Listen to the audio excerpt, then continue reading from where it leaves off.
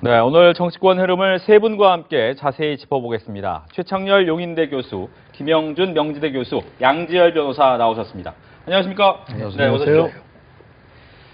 네, 정의용 국가안보실장과 서훈 국정원장이 2박 4일간의 방미 일정을 마치고 오늘 귀국했습니다. 며칠 전 대북 특사가 김정은 위원장의 정상회담 제안 카드를 안고 미국을 찾을 때만 해도 모든 게 불확실했었죠.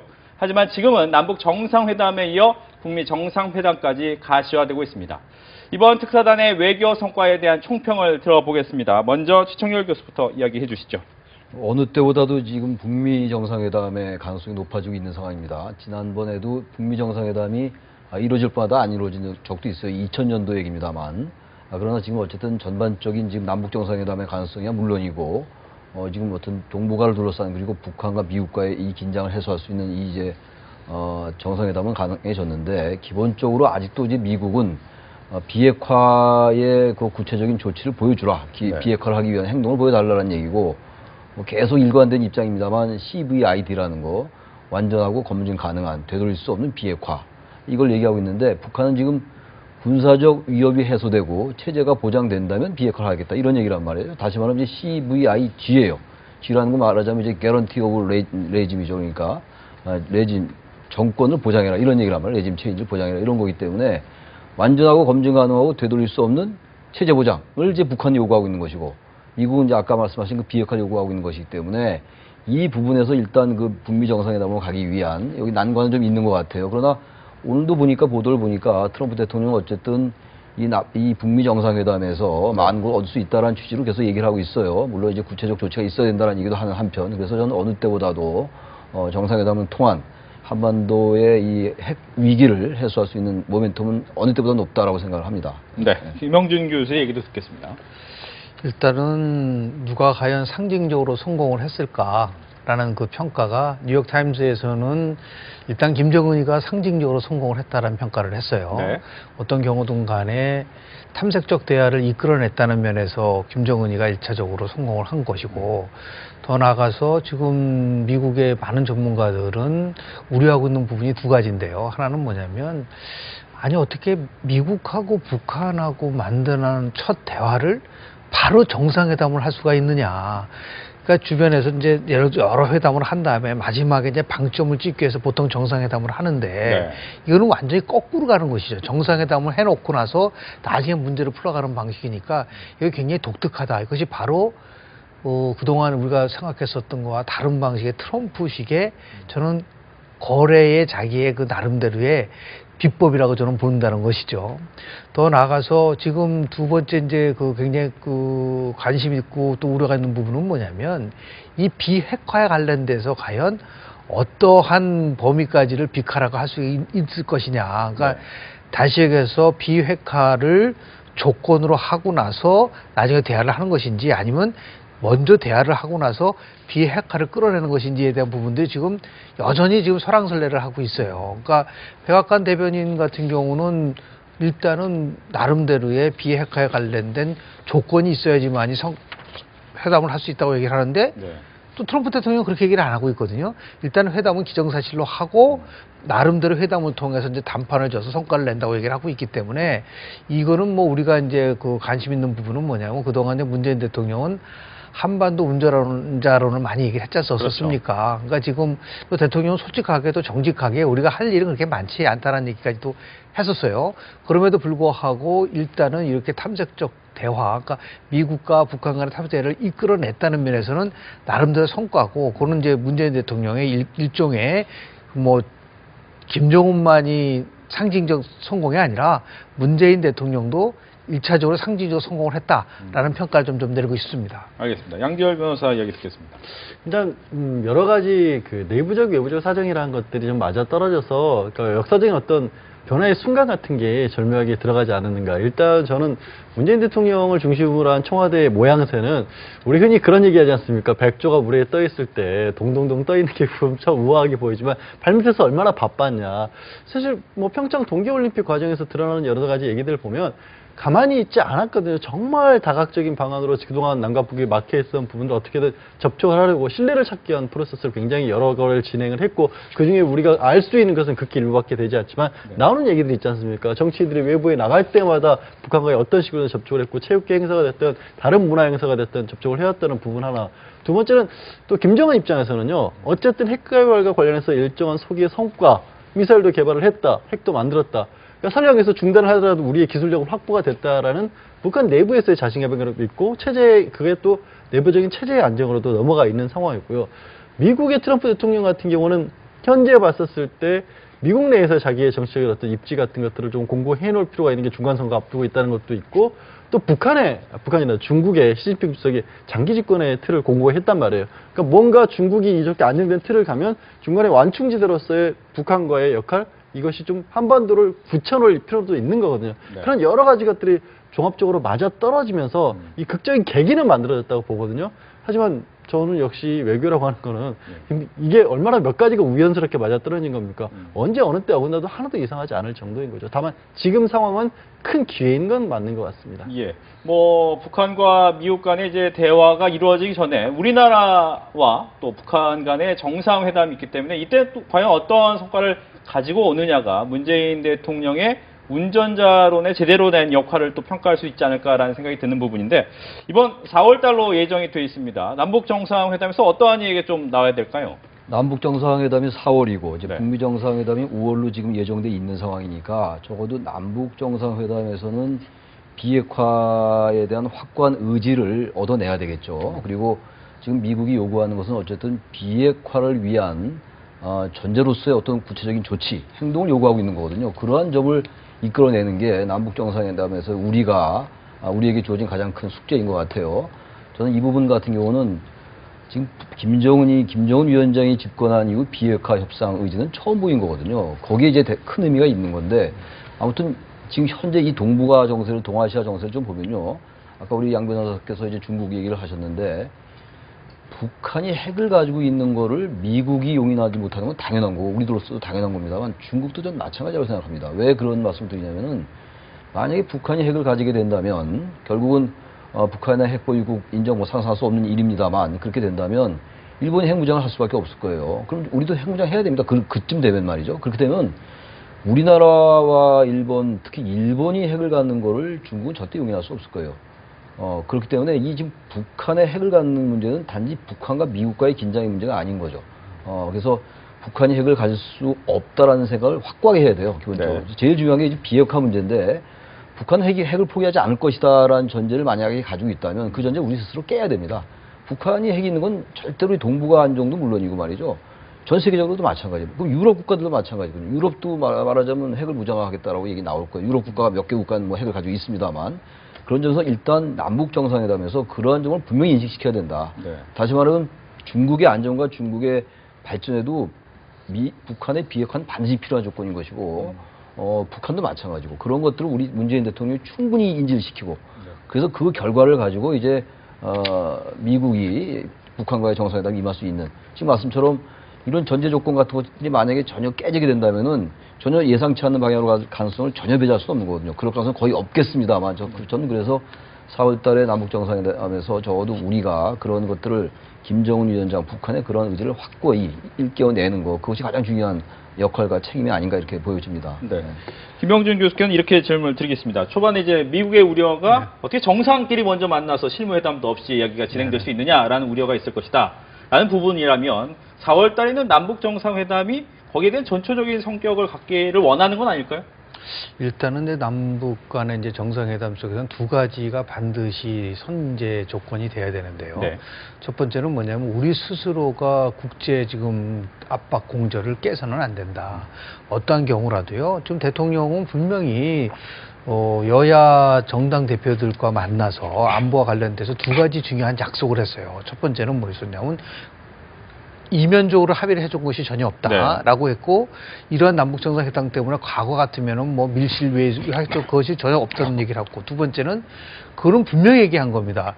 핵을 포기하는 거 비핵화가 목표지 뭐 동결시키는 게 목적이 아니라는 것을 분명히 했기 때문에 저는 남북 정상회담을 통해서 이 부분 문제를 분명하게 얘기를 해야 된다. 대통령이 김정은 노동위원장한테 대한민국이 추구하는 목표는 비핵화고 그것이 이루어지지 않으면은 한 발짝도 나갈 수 없다는 부분들에 대한 것들을 분명하게 해줘야 된다는 부분들이 있고요. 두 번째는 뭐냐면 이것이 지금 시작이 되고 나서 또다시 결국은 마지막에 우리가 요구했던 부분이 안 됐을 경우에는 우리는 동맹 외교, 다시 그래서 미국과의 관계를 통해서 철저하게 국민들이 요구하는 방향으로 갈 수밖에 없다는 것을 명쾌하게 해줘야 된다는 것이죠. 간다. 똑같죠. 네. 왜냐하면 그렇지 않고 지금 우리를 마치 김정은의 입장에서 봤을 때는 문 대통령 만나서 뭐 떠보고 나서 그런 식으로 가져가고 여기는 그냥 하나의 형식적인 거로 가져간다고 한다면은 그것은 상당히 많은 면에서 봤을 때 남북 정상회담이 굉장히 의미가 축소될 수 있는 부분들이 있기 때문에 또 하나 이제 걱정스러운 거는 뭐냐면요. 저는 이렇게 생각을 해봅니다. 예를 들어서 왜 그러면 트럼프가 모든 거를 제끼고 실무회담 제끼고 먼저 했을까? 분명한 것은 오히려 회담 이유가 더 굉장히 위험스러울 부분도 있는 거예요. 그러니까 트럼프는 김정은을 통해서 결국은 마지막 최후 통첩을 저는 할 거라고 봅니다. 네. 만약에 김정은이 핵을 폐기하지 않으면 우리는 우리 나름대로의 분명한 옵션을 가지고 행동을 취하겠다는 것을 분명하게 얘기를 할 거다 이거죠. 그런데 지금 지난번에 김영철을 포함해서 북한 특사단이 와가지고 어떤 표현을 썼냐면 북한은 핵 보유국이라는 지위를 가지고 나서 대화를 임하겠다고 얘기를 했던 거예요. 이거는 굉장히 잘못된 것이다. 그러니까 핵 보유국을 인정해달라라는 얘기는 결국 뭐냐면 핵은 포기하지 않겠다는 부분이라는 것이 내포되어 있기 때문에 대통령이 만나서 이 부분에 대한 핵 폐기가 대한민국 최고의 궁극적 목표라는 부분에 대해서는 추호도 흔들림 없이 얘기를 해야 된다는 부분들을 저는 강조하고 싶습니다. 알겠습니다. 이 미국에서 전해진 북미 정상회담 소식에 여야의 표현이 엇갈리고 있지요. 여야의 공방 들어보시고 오겠습니다. 상상조차 할 수 없었던 일이 이렇게 문재인 정부 1년 안에 전개되고 있습니다.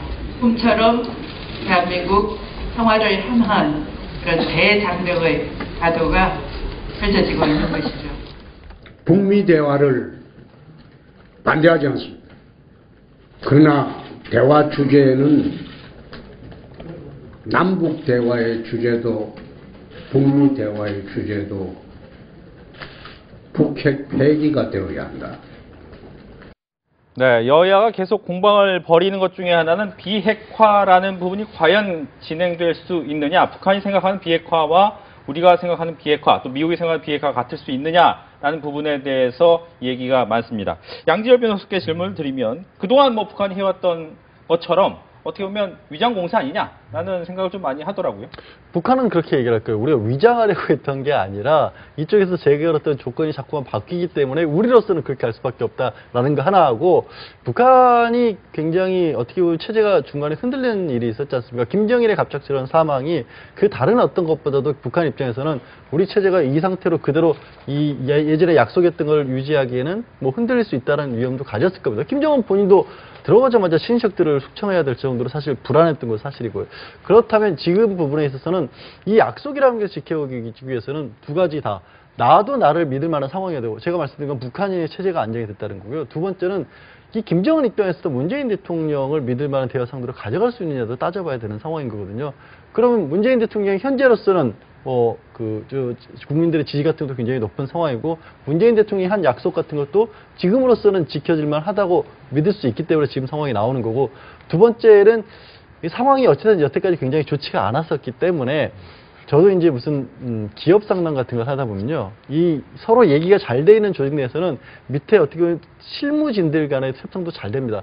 그런데 서로 의외로 굉장히 많이 떨어져 있던 조직들 같은 경우에는요, 위에서 CEO급들의 결정이 없으면 아무것도 진전이 안 되는 거예요. 지금의 상황은 사실 김정은이든 뭐 문재인 대통령이 아니면 미국의 트럼프 대통령이든 이렇게 어떻게 보면 결정을 할 수 있을 만한 최고의 힘을 가진 사람들이 먼저 전면에 나설 수밖에 없는 상황이라고 보거든요. 그런 측면에서 본다면 저는 이번 협상 과정은 지금까지는 그 기존의 어떤 상황과는 조금은 다르게 갈 수 있는 전제 조건들은 충분히 갖춰져 있다고 봅니다. 네, 최창렬 교수께도 같은 질문입니다.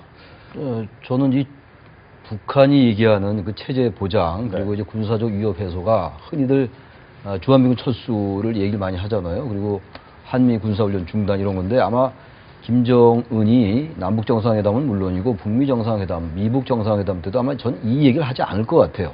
지금 현재 이 단계에서 체제 보장과 그 군사적 위협 해소의 조건으로 주한미군 철수를 얘기하면 이 회담 자체가 성과를 걷지 못할 거라는 걸 알고 있을 겁니다 아마. 그러니까 지금 제 말씀처럼 기존에 아까 앞서 두 분 다 말씀하신 것처럼 기존의 회담 양식이 뭐 기존의 이 남북한 정상회담뿐만이 아니라 모든 대개 정상 간의 회담이 그렇잖아요. 실무진들이 충분히 접촉하고 난 다음에 마지막으로 이제 정상들이 만나는데 지금 전혀 그런 상황은 될 수가 없는 거잖아요. 지금 여러 가지 워낙 서로 얘기하는 게 엇갈리고 믿지 못했기 때문에 그래서 일단 북한의 김정은과 트럼프와의 그 어떤 그 둘 다 대단히 독특하고 어떤 그 개인적인 그 리더십 스타일이 저돌적이고 이런 것 때문에 이렇게 성사된 측면도 있단 말이에요. 그렇기 때문에 주한미군 철수라든지 군사훈련 중단 이런 기존의 주장은 되풀이하지 않을 가능성이 높고 트럼프 대통령도 중간선거 있죠. 그리고 또 아직은 많이 남았습니다만 다음에 재선 분명히 생각할 거예요. 그래서 어떻게든 북한 핵을 폐기해야 된다는 그런 열망이 대단히 강해요 지금. 꼭 정치적 이유가 아니라도 그럴 수밖에 없겠습니다만 그렇기 때문에 트럼프 대통령도 어느 정도 북한이 성의를 보이고 의지를 보이고 구체적 행동에 들어가면은 지금 당장 비핵화를 위한 완전하고 검증 가능한 이런 것들의 조치가 당장 시행되지 않더라도 상당히 또 다음 단계로 갈 수 있는 디딤돌을 놓을 것이다.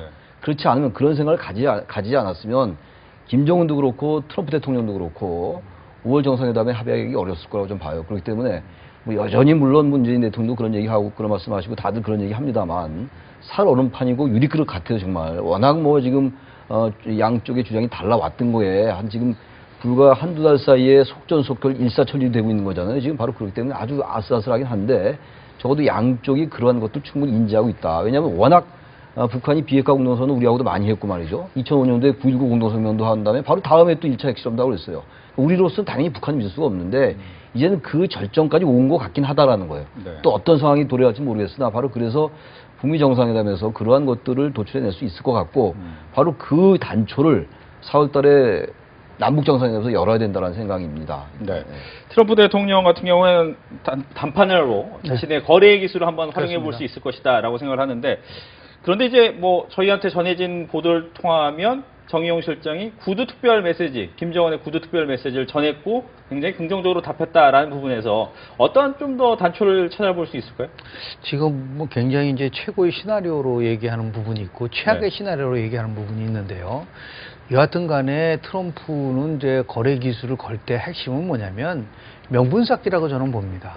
다시 얘기해서 자기가 원하는 바가 이루어지지 않을 경우는 어떤 형태든 간에 나는 충분히 노력을 했음에도 불구하고 북한이 받아들여지지 않았다라는 그걸 토대로 해서 다른 여러 가지 옵션을 쓸 수 있는 부분들을 저는 이제 그 쌓기 위해서 좀 만나는 것이 아닌가라는 생각을 하게 되는 것이죠. 근데 그것을 피하기 위해서라고 한다면 가장 핵심적 사항은 똑같은 겁니다. 김정은이가 요구하는 거는 뭐냐면 체제 보장이에요. 그러니까 러짐 체인지를 막아달라. 러짐 체인지를 막을 수 있는 방법은 결국은 트럼프나 단독으로 되는 것이 아니고 북한을 에워싸고 있는 4대 강국이 있지 않습니까? 예를 들어서 중국과 그리고 미국과 러시아와 일본 이 네 나라가 교차 승인을 해주는 것이죠.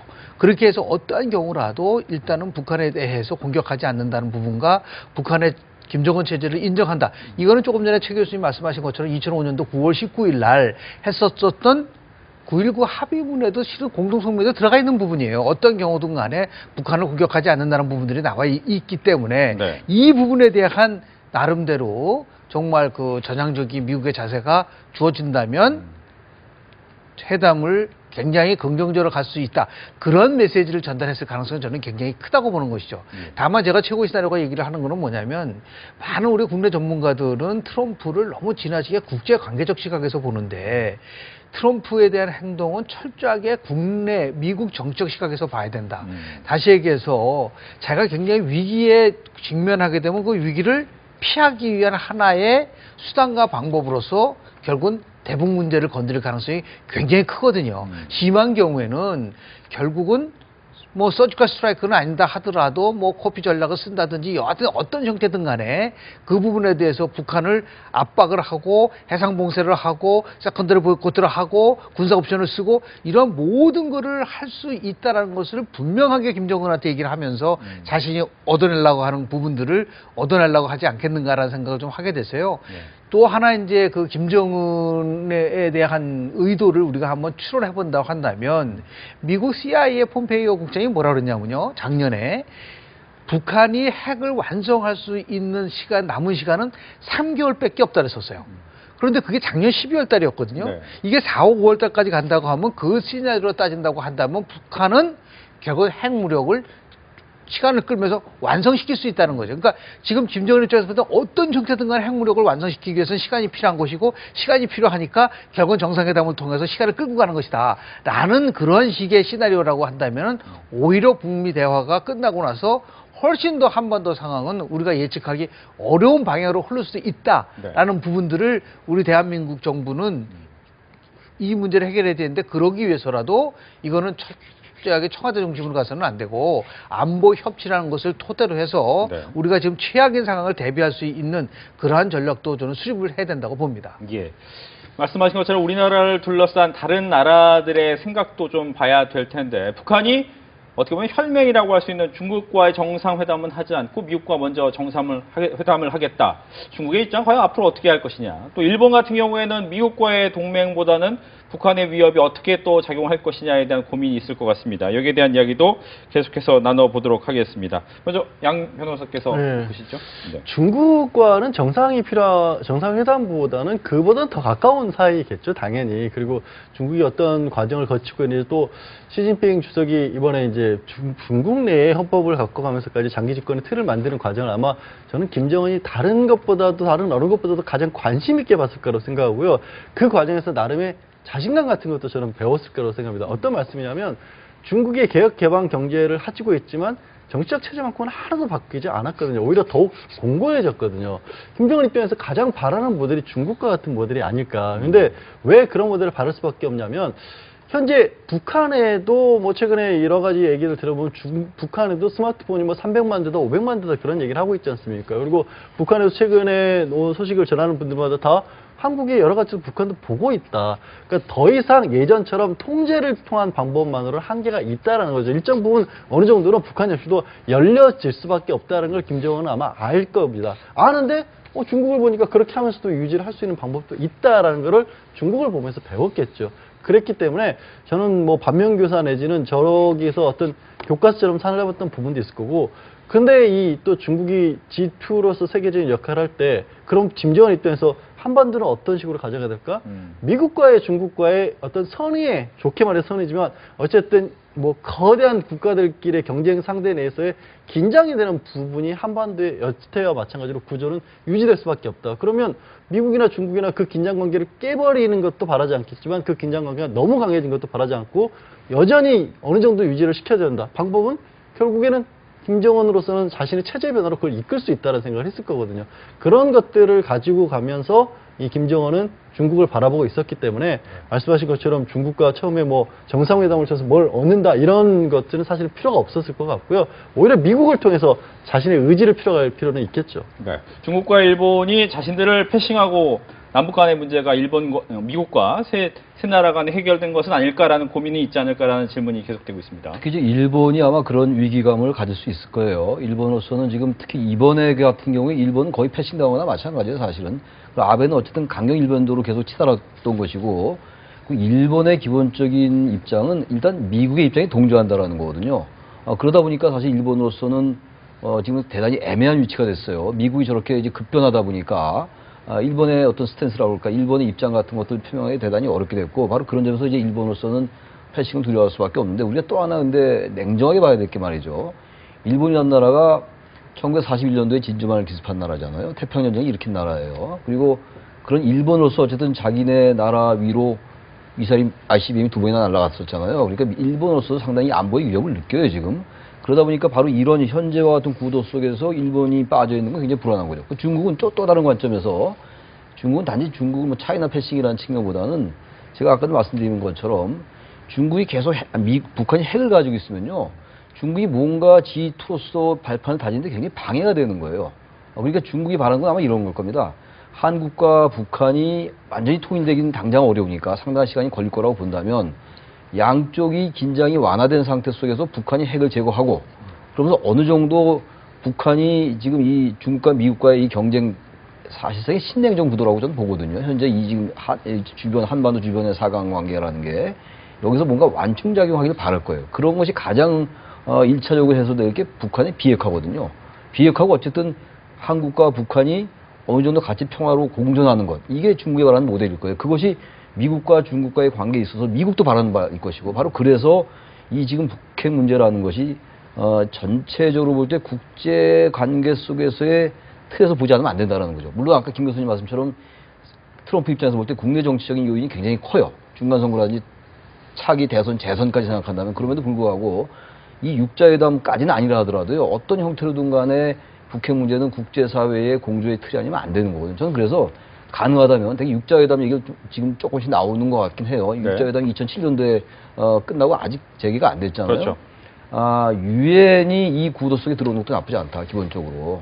그렇다면은 북한도 기존 내 생각을 버릴 수가 있을 거예요. 그리고 또 하나는 그동안 계속 중국이 그래도 북한을 지원해 왔잖아요. 근데 이번에 어쨌든 중국은 대북제재에 동참을 했어요. 그러니까 북한으로서는 도저히 더 이상 물론 장마당이 뭐 여러 가지가 있기 때문에 시간을 더 끌어갈 수 있는 능력이 있다라고 하는 분들도 계십니다만 그게 한계가 있을 겁니다, 아마. 과거는 그래도 계속 중국이 자신들의 동맹의 역할을 해왔는데 이미 중국은 북한과 동맹이 아니다. 이런 입장을 보이고 있는 상황이기 때문에 예. 전 북한을 둘러싼 여러 가지 국제관계가 대단히 바뀌고 있다. 그런 면에서 전 긍정적으로 보고 있다는 거죠. 근데 지금 저는 조금 달리 보는 게요. 네. 자꾸만 우리 언론에서 뭐 일본 패싱이라는 얘기를 많이 하고 있는데요. 실질적으로 지금 제일 웃고 있는 사람은 저는 아베라고 봅니다. 그러니까 트럼프 정부 들어와서 최근에 가장 특혜를 본 사람은 오히려요. 아베예요. 아베는 절대적 지지 속에서 지금 개헌, 전쟁할 수 있는 나라로 만들 수 있는 북한의 관계가 결국은 악화되면 악화돼서 최대 수혜자는 일본이 될 수 있는데요. 일본이 원하는 가장 최고의 그 목표는 뭘까? 전쟁을 할 수 있는 나라로 바꾸는 개헌 플러스 알파라고 여기까지 말씀을 드리고 싶은 거는 북한의 비핵화가 아닙니다. 일본을 핵무장하는 거예요. 근데 이 문제를 풀 수 있는 사람은 아마도 트럼프라는 확신을 갖고 있는 것이죠. 이번 만약에 트럼프가 결국은 저는 김정은 길들이기를 하고 있는 거라고 저는 보는데요. 이 부분에서 끝까지 김정은이가 말을 길들여지지 않는다고 한다면 취할 수 있는 방법은 두 가지입니다. 결국은 중국을 통해서 어떻게 압박을 하냐면 중국이 이 문제를 풀지 못하고 김정은 길들이기에 동참하지 않으면 결국은 일본을 핵무장시킬 수밖에 없다.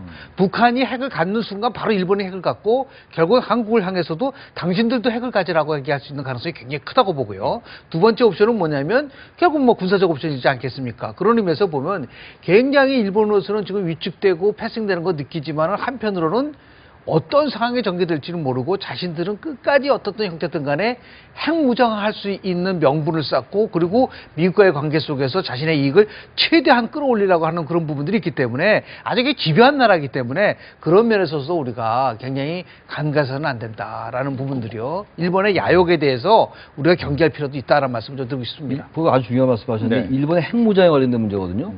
일본이 핵무장을 하려면 북한이 핵을 가지고 있어야 돼요.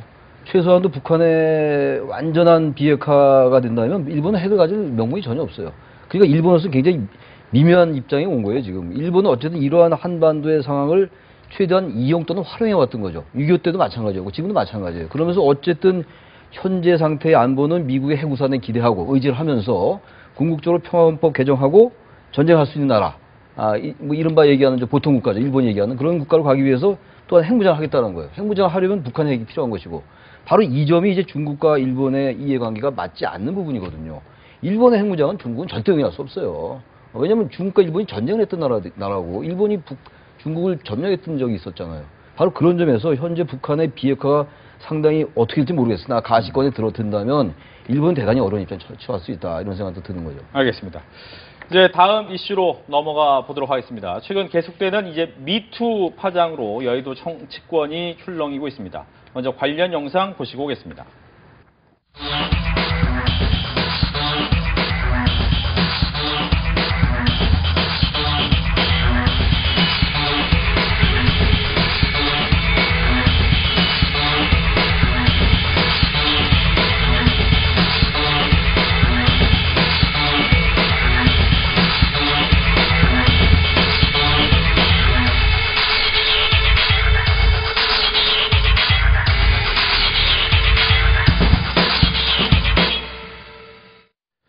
더불어민주당이 안희정 쇼크에서 벗어나기도 전에 민병두 의원의 성추행 의혹이 불거졌습니다. 정치권에서는 당혹감을 숨기지 못하고 있는데요. 계속해서 관련 발언까지 확인하고 토론 이어가겠습니다. 저를 지지하고 저를 위해서 열심히 했던 제 참모였습니다. 미안합니다. 그 마음의 상실감 그리고 배신감 여러 가지 다 미안합니다. 제가 전처와 이혼한 것이 여자 문제였다. 또 이 여성으로 지목된 여인 역시 저와 불륜으로 이혼했다. 전처와 합치기 위한 저의 노력은 거짓이다 등등 차마 입에 담을 수 없는 너무나 관음증적이고 선정적인 용어를 동원한 그러한 일방적인 허위 날조 비방입니다. 네, 미투가 계속해서 번져가고 있죠. 안희정 전 충남지사, 정봉주 전 의원에 이어서 이번엔 민병두 더불어민주당 의원이 성추행했다는 의혹이 나왔고, 오늘은 박수현 충남지사 예비후보가 각종 의혹에 대한 기자회견까지 열었습니다.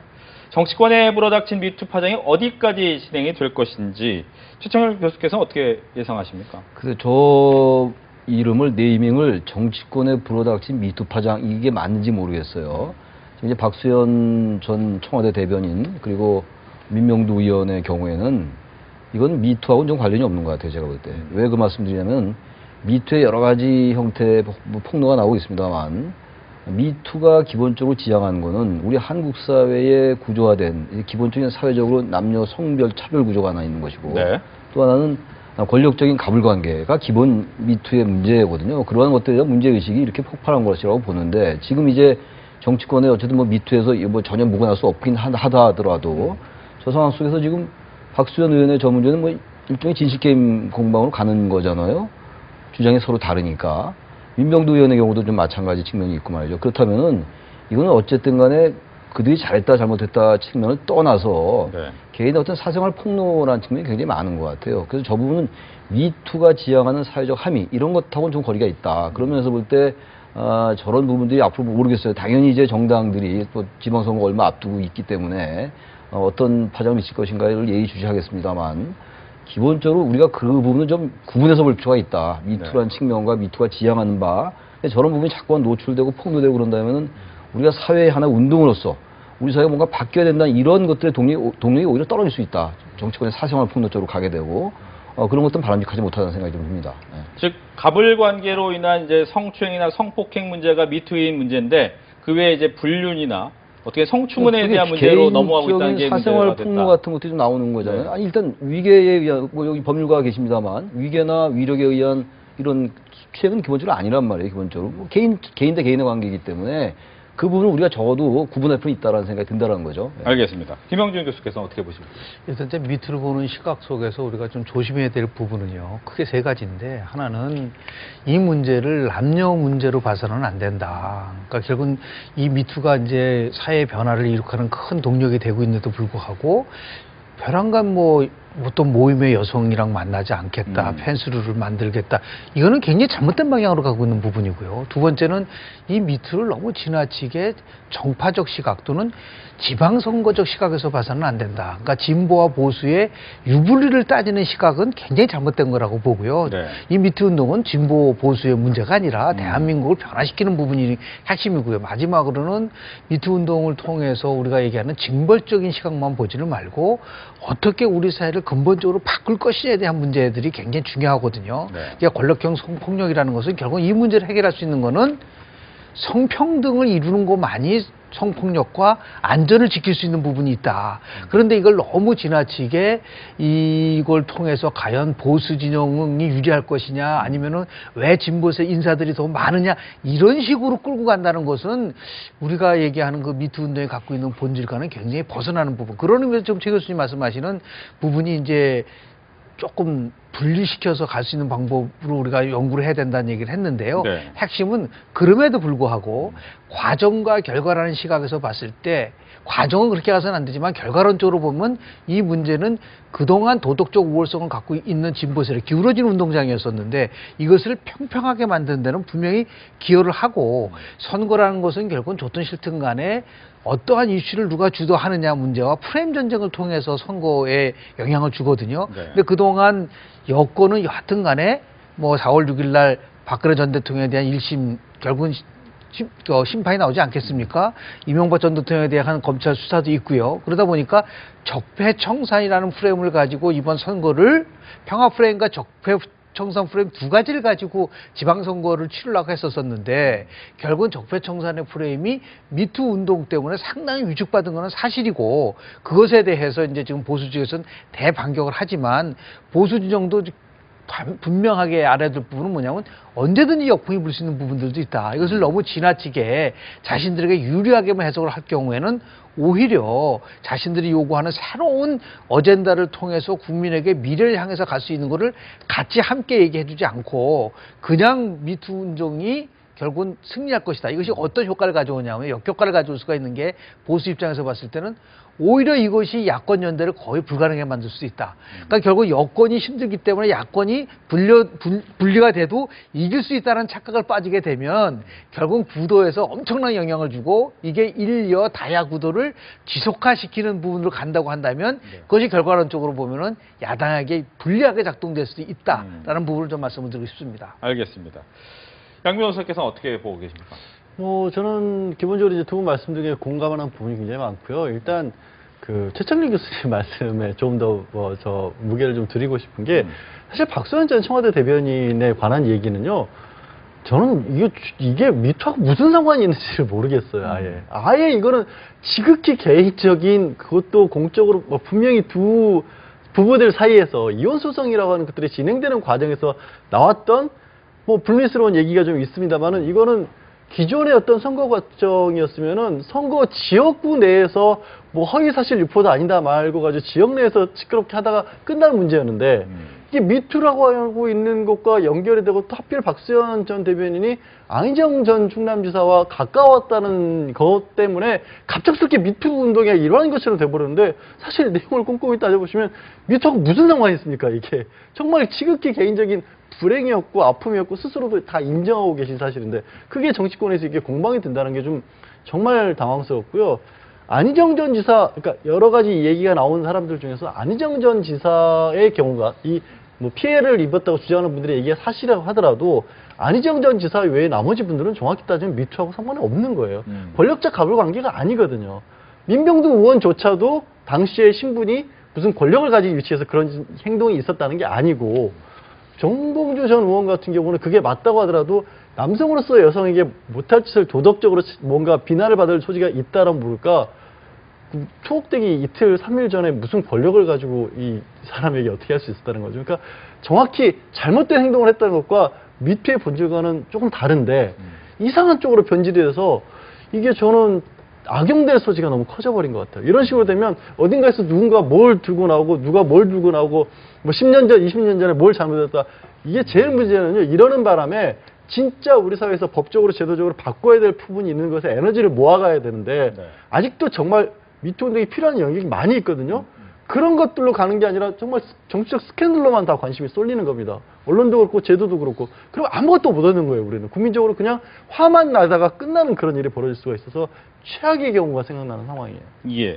말씀하신 것처럼 이 부분이 이제 미투의 본질적인 문제냐 아니면 어떻게 보면 남녀관계 부분을 너무 또 이제 정치적으로 이용하는 사람들이 있느냐 또 아니면 전향적으로 남녀 평등의 기본적인 이슈를 실천하는 하나의 또 방법으로 사용돼야 되느냐 여러 가지 생각이 좀 다를 수가 있을 것 같습니다. 하지만 말씀하신 것처럼 정치권으로 이 부분이 계속해서 번지면서 특히 이 정치 선거를 앞두고 여기에 대한 과연 어떠한 영향을 미칠 것이냐 아까 잠깐 김영준 교수께서 이야기를 해주셨지만 여기에 대한 부분을 얘기를 해봐야 되는데 진보 쪽에 오히려 이런 사건이 많이 터지는 이유가 뭘까에 대한 얘기에 대한 고민이 좀 있어요. 그래서 아까 김 교수님 말씀처럼 그렇게 보면 안 된다라고 얘기했잖아요. 진보와 보수의 문제가 당연히 아닌 거죠. 그리고 사실 지금 이제 야당이죠. 보수 세력이라고 우리가 얘기하는 그쪽에서도 이런 것들이 많이 나왔어요. 미투와 관계 없는 거예요, 그것도 어쨌든 간에.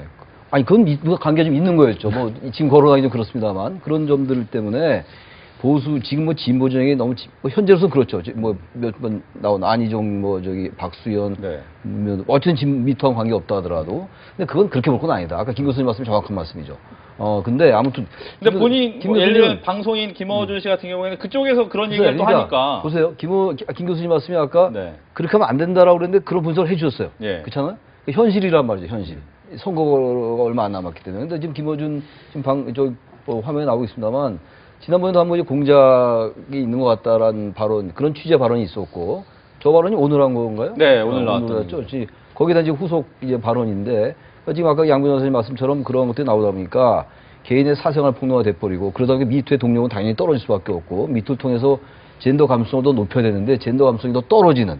그러니까 아까 김 교수님 말씀하신 회식 잘 안 하고, 아예 만나지 않으려는. 그러니까 남녀의 성평등이 되고 뭐 이렇게 되는 게 아니라 남녀가 대립으로 가는 이런 아주 왜곡되고 잘못된 하나의 부작용이죠. 그러니까 미투의 방향이 잘못 가고 있는 거죠. 여건들 때문에. 그러다 보니까 과거 거 들춰내고 이렇게 특정인을 이제 뭐 힘들게 만들고 이런 쪽으로 가는 측면이 없지 않아 있다라는 거예요. 바로 그런 점에서 이제 저런 얘기를 하는데, 지금 김어준 씨의 얘기는, 저 방송인의 얘기는 이게 단순히 그러한 미투와 사생활 폭로를 구분하자라는 측면을 떠나서 정치로 뭔가 공작이 있는 거 아니냐라는 그 취지의 얘기이기 때문에 저거는 굉장히 조심스러운 얘기죠. 뭐 근거가 있는 건지 아닌지 모르겠어요. 단지 이제 선거를 앞두고 박수현 전 대변인이 상당히 유력한 민주당의 충남도 후보로 이제 지목돼 왔는데, 안희정 지사, 전 지사 마케팅 많이 했잖아요. 안희정의 친구라고 얘기도 했고 말이죠. 이런 건 좀. 또 정봉주 전 의원도 선거를 앞두고 있고, 우리 지금 뭐 민명두 의원은 뭐 의원직 사퇴한다고 일단 본인이 얘기를 한 상태고, 이렇기 때문에 뭐 저런 얘기를 하는 것 같긴 한데, 저 부분 좀 지켜봐야 될 것 같아요. 그런 것이 있는지 없는지 아직 근거가 없기 때문에, 만약 사실이라면 뭐 사실이 아니길 바랍니다만, 그건 뭐 있을 수 없는 얘기겠죠. 그야말로 이 미투를 정말 정치에 악용하는 아주 나쁜 일이라서 저는 그런 게 사실이 아니길 바랍니다. 근데 이게 약간 개념이, 그러니까 김어준 씨가 얘기한 부분이 자꾸 좀 이상하게 틀어지는 것 같아요. 김어준 씨는 뭘 얘기했냐면, 미투로 나선 것 자체가 공작해서 나선다는 얘기를 한 게 아니고, 뭔가 문제가 제기가 되면 어떤 식으로든지 간에 뭐 정봉주 의원에 대해서 누군가 얘기를 하면, 그 누군가 제기를 하면 그 사실과 상관없는 걸 자꾸 거기다 덧붙인다는 거죠. 예를 들어서 지금 왜 뭔가가 나오면, 진보 진영에서만 저런 얘기가 나와 라는 식의 어떤 결합을 시킨다는 거죠. 성추행을 한 누군가가 있어. 근데 그 사람이 예전에 찾아보니까 세월호와 관련돼서 굉장히 적극적으로 목소리를 냈던 사람이야. 그러면 이 두 개가 연결되어 있다면 저 사람은 그런 말을 할 자격이 없는 사람들이었는데 저런 얘기를 했어. 이런 식으로 엮어간다는 게 문제라는 거죠. 이 미투와 관련된 거 내지는 폭로 자체가 그렇게 공작에서 이루어진 게 아니라, 근데 지금 벌써 이게 문제가 뭐냐. 아까 제가 이런 걸 경계해야 된다 문제가 뭐냐면, 이렇게 쫙 들으시는 분들도, 저도 얘기를 하고 있지만 이게 제가 하는 말이 명확하게 전달이 될까? 이 말이 한 두 번, 세 번 꼬이다 보면, 그래, 김부준이 얘기하는데 뭐 누구가 다 이게 조작된 거야? 이런 식으로 얘기했다더라. 이렇게 또 말이 이상하게 돌 수도 있는 거거든요. 그러니까 그러면서 점점 미투 운동의 본질은 사라져버리고, 정말 극단적으로 정치적인 어떤 편가르기에 또 이용될 수 있다는 게 문제라는 거죠. 근데 미투 운동이, 미투 폭로가 결국은 여당에게 불리하게 작용되고 있다는 점과, 그리고 공작 세력이 분명히 있다라는 거는 저는 등치가 될 수가 없다고 봅니다. 그러니까 분명히 이것은 진보 세력에게 악재고 그동안 도덕적 우월주의에 있었던 것은 사실이에요. 근데 이것을 자꾸만 공작 세력이라는 말을 던지는 순간 도덕적 우월주의에서 편의주의적 도덕주의로 빠지게 된다라고 보는 것이죠. 특히 왜 이것이 굉장히 충격적으로 와닿냐면은, 그동안 진보 세력들이 강조하는 여러 가지 가치가 있지만 그중에서도 인권, 평등, 정의 이런 것을 굉장히 강조했었단 말이에요.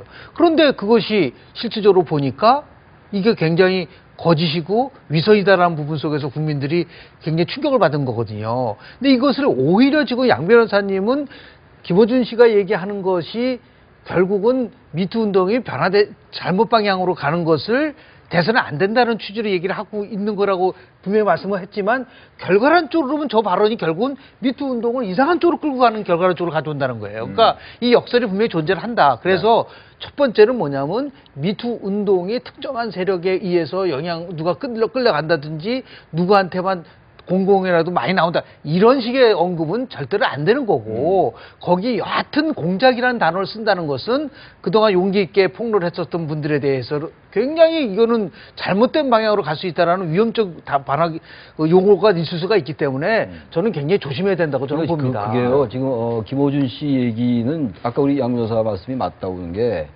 해석이 대단히 애매해요.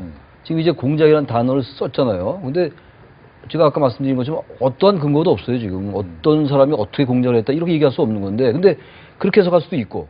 그리고 양 여사 말씀처럼 전혀 그렇지 않은 측면을 해석할 수 있어요. 그러나 사실 우리 일반 시청자나 일반 국민들은 그걸 정확히 구분하기 좀 어려워요. 저도 좀 헷갈릴 수가 있어요. 저 의미가 과연 뭔지, 어떤 의미로 저 발언했는지 잘 모르겠다, 이거 저도 지금. 그래서 이런 얘기가 계속 오고 가고 이게 도덕적 우월성이 있었던 진보의 타격이 더 크다. 전 이런 말들도 잘 맞지 않는 것 같아요.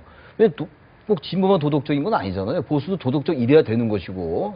전 마찬가지. 단지 이제 보수에 비해서 진보에서 그런 가치가 더 많이 강조돼 왔다라고 우리가 얘기할 수 있겠지만 보수도 당연히 도덕적이라야 되는 거 다 마찬가지이기 때문에 더 도덕적으로 많이 우월성이 있는 것처럼 인식되어 왔던 진보가 더 타격받는다. 이것도 하나의 프레임이 아닌가. 그래서 아까 우리 김 교수님 잘 지적하신 거예요. 그런 걸 우리가 경계해야 되는 거거든요. 그래서 어쨌든 보다 다시 본질로 돌아간다면은 미투를 통해서 사회적 운동으로 돼야 되는 거예요. 그래서 법적 제도적 개선을 하고 직장에서 문화가 바뀌어야 되는데 직장 문화가 엉뚱한 대로 하는 거예요, 지금.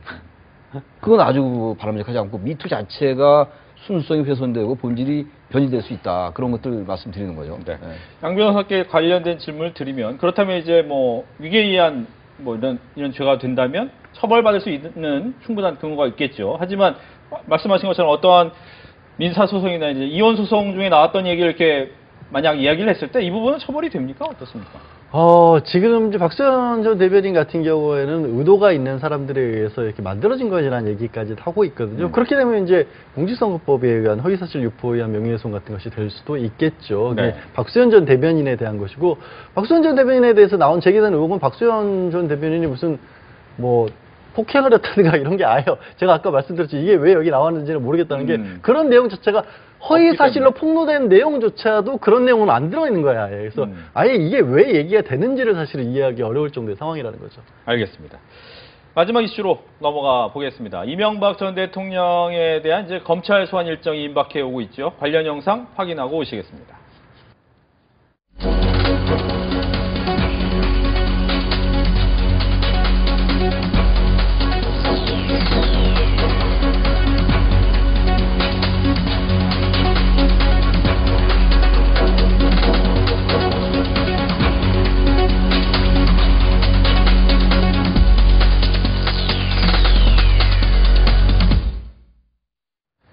이명박 전 대통령의 소환이 사흘 앞으로 다가온 가운데 이번 주말 검찰은 소환 조사에 대비해 총력을 기울이는 모습이죠. 그런데 벌써부터 이제 검찰이 조사를 마치고 난 뒤 구속영장을 청구할 거란 관측이 나오고 있습니다. 여기에 대한 전망을 먼저 양 변호사께 들어보겠습니다. 네. 영장 청구 가능성이 최근에 굉장히 높아졌습니다. 왜냐하면 처음 수사를 시작했을 때만 해도 뭐 국정원이라든가 댓글 공제 이런 부분에 정치적으로 관여를 했느냐 이런 것부터 시작했다가 그럼 다스라고 하는 뭐 BBK 다스 예전에 대선 과정 이전부터 문제가 됐던 부분의 실체는 과연 무엇이냐 이런 쪽을 시작을 했었거든요.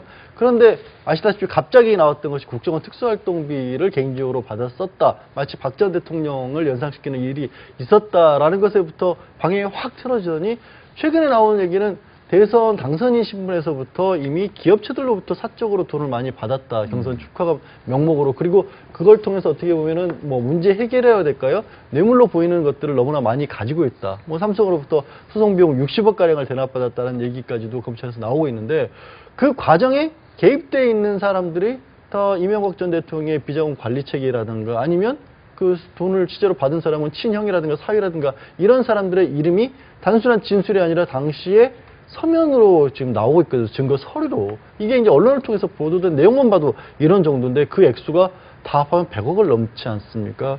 그럼 지금 100억 원의 뇌물죄라는 건 어마어마한 거고 그 관련자들, 제가 말씀드린 것들을 관련돼서 나오는 증거를 확보하는 과정에서 잡혔던 사람들은 다 구속돼 있거든요. 그러면 검찰 입장에서 법의 형평성 차원에서는 이거를 뭐 좌우면할 여지가 없는 상황인 거죠. 알겠습니다. 최승열 교수께서는 이번 이 사건을 어떻게 좀 보고 계시나요? 지금 뇌물이 액수가 제일 큰 것 같아요. 100억대인가요? 지금 거의 이렇게 나오고 있잖아요. 다스 소송, 삼성이 대납한 거, 이런 거 다 포함해서. 최근에 뭐, 이파성 전 우리금융지주 회장인가요? 그런 얘기도 나오고, 그런 혐의가 있는 걸로 나오고 있죠. 그렇게 의심하고 있는 거죠, 검찰이 지금. 이런 뇌물도 그렇고, 갈래가 굉장히 많아요, 지금. 박근혜 전 대통령도 마찬가지입니다만. 박근혜 전 대통령은 또 약간 성격이 다른 게, 지금 국정원 특활비 문제도 있고요. 다스 소유주 문제예요. 다스가 이제 이명박 전 대통령의 소유라야지 입증될 수 있는 게 많이 있잖아요. 검찰의 입장에서 볼 때. 이제 그렇게 만약에 그것이 사실이라면, 다스가 이명박 전 대통령의 소유인 것이 사실이라면, 검찰이 의심하고 있듯이, 여러 가지 뭐 횡령이라든지 배임이라든지 이런 것들, 조세포탈 이런 것들도 혐의가 될 수 있는 것이고, 뇌물 액수가 너무 많은 거예요, 지금. 그 다음 국정원 특활비 문제도 마찬가지고. 특히 이제 또다시 지금 밝혀지고 있는 게, 당선자 시절에 여러 가지 이제 그 사적으로 받은 돈들. 불법 자금. 물론 이제 변호인단이야 당연히 이건 불법 자금이 아니다. 정치 자금이다라고 얘기할 것이고 또 공소시효 이런 걸 얘기하겠습니다만 전체적으로 이명박 전 대통령에게 지금 주어지는 여러 가지 의혹들, 혐의들은 검찰로서는 영장 청구를 하지 않을 수 없지 않을까라고 생각을 합니다. 단지 이제 전직 대통령 2명에게 구속영장을 청구하고 구속시키는 것에 대한 큰 부담은 분명히 있을 겁니다, 아마. 그렇다 하더라도 아까 말씀처럼 지금 현재 이 혐의에 관련된 피의자들이 다 구속된 상황이란 말이죠. 그렇다면 수사의 형평성상 그리고 여러 가지 부인하고 있기 때문에 검찰이 구속영장을 청구할 수밖에 없지 않겠나 이렇게 저는 뭐 추측은 합니다만 지켜봐야 될 것 같습니다. 네. 우리 무죄 추정의 원칙이라든지 불구속 수사의 원칙이라는 게 대원칙인데 그런 부분들이 실은 잘 지켜지고 있지 않는 것은 사실입니다. 그런 정치적 현실 때문에 그렇죠. 미투 운동이 결국은 조금 전에 저희들이 말한 진보 세력이 그동안 얘기했던 적폐청산 프레임을 무너뜨린 것과 마찬가지로 지금 이명박 전 대통령의 여러 가지 그 혐의 무려 뭐 뇌물 의혹이 한 110억 원대의 조사 혐의가 20개에 달한다고 얘기하고 있지 않습니까? 결국은 뭐냐면 그동안 얘기했었던 정치 보복 프레임이 더 이상 통용되지 않는다라는 거죠.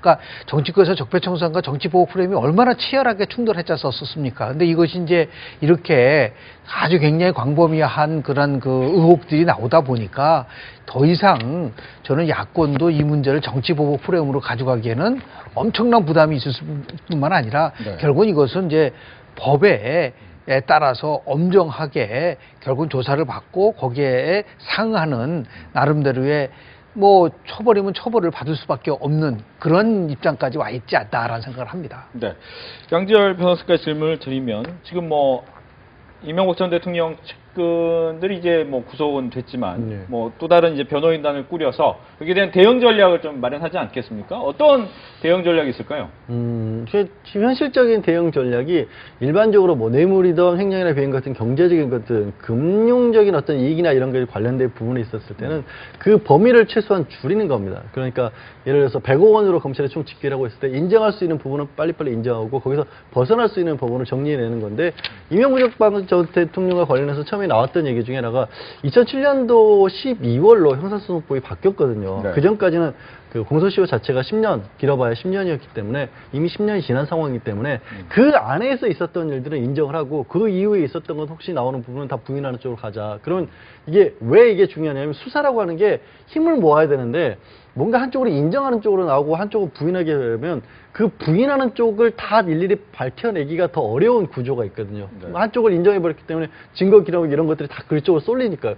그래서 그런 쪽으로 가지 않을까 하는 예상이 조심스럽게 있었는데 사실 검찰이 봤을 때는 대통령으로 집권을 했었기 때문에 공소시효라는 게 문제될 상황이 아니다라는 그런 또 반론이 있어서 그것도 조금 또 떨어지고 있고 그리고 무엇보다 이 현실적으로 과연 이명박 전 대통령 외에 얼마만큼이나 주변에 많은 분들이 이 사안을 알고 있었을까? 그러니까 지금 구속된 금전적인 측근들 말고 정치적으로 그 조금 더 바깥에 있는 사람들이 세력이라고 할 수 있는 사람들 있지 않습니까?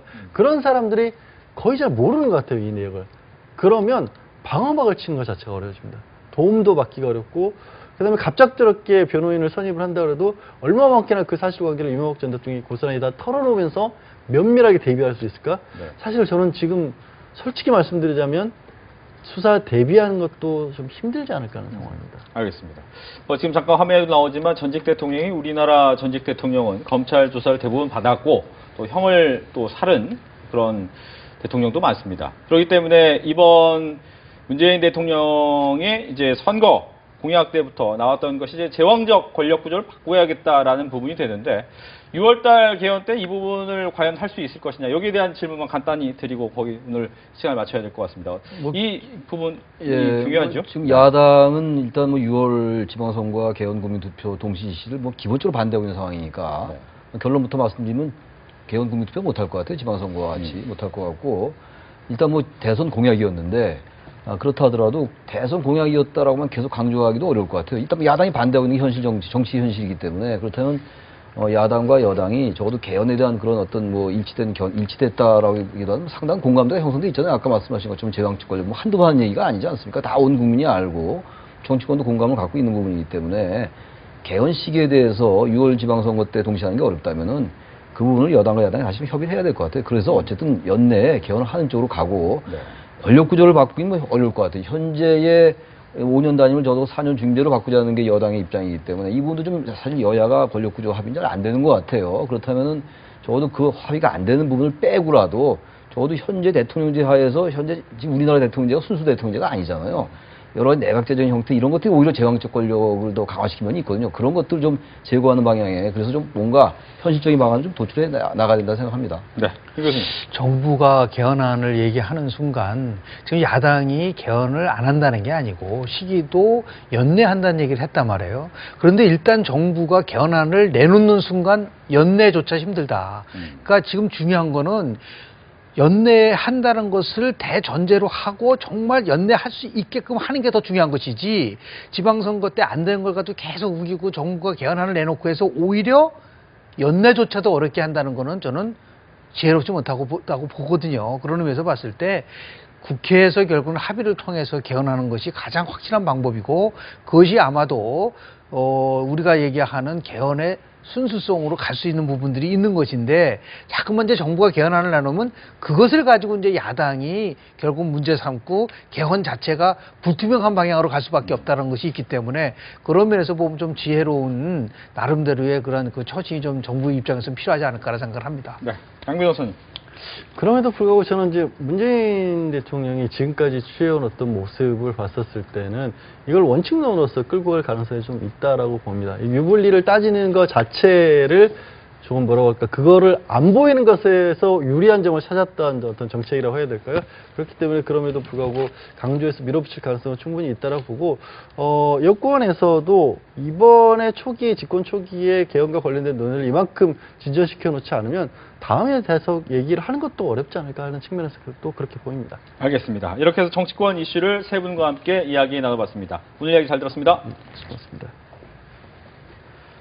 복잡한 정치 이슈를 공정하고 당당하게 풀어보는 정정당당. 오늘 준비한 내용은 여기까지입니다. 정정당당은 다음 주 일요일 저녁 8시 40분에 다시 찾아뵙겠습니다. 시청해주셔서 고맙습니다. 수고하셨습니다.